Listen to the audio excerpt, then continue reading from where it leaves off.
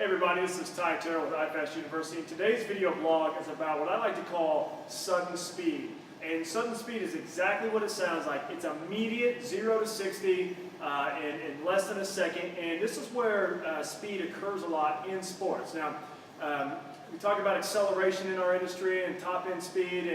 And acceleration is pretty much the only type of speed that appears in team sports, field and court sports. Soccer, you'll make a little bit more longer run where you get to top end, football, depending on your position.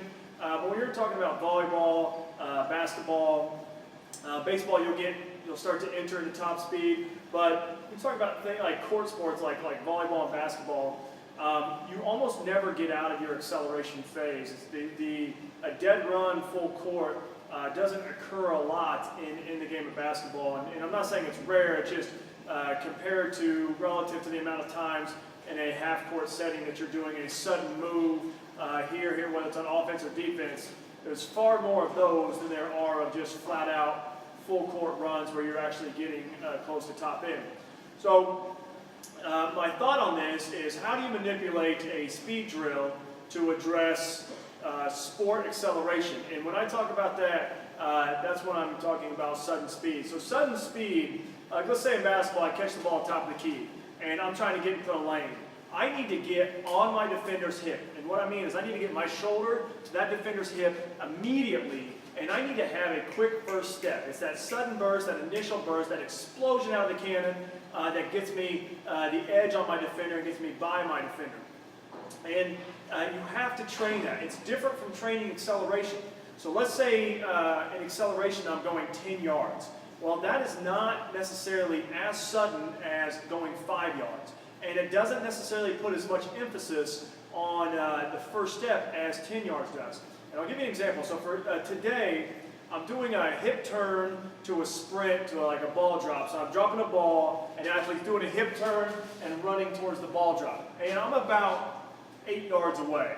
And the athlete they're just kind of casually going through the hip turn and then making up for the getting to the ball basically through their sprint, their acceleration, versus getting to the ball via their hip turn.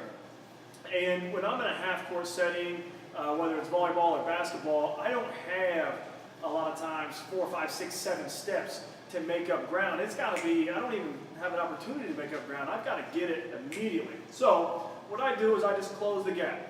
So let's say instead of going to an 8 or 10 yard acceleration, I may come to like 3 or 5. And so for this particular athlete today, I came to 5 yards away from her, and I lowered the ball. So instead of dropping up here, or an athlete can stretch out and get it, I lowered the ball to about right here. Now, this puts much more emphasis on the hip turn itself. And if that athlete does not execute a quick, explosive hip turn well, they will never get to that ball because there's pretty much only 1 or 2 steps out of that, and so they don't have time to make up for a bad hip turn with their sprint. The hip turn is what's getting them to the ball.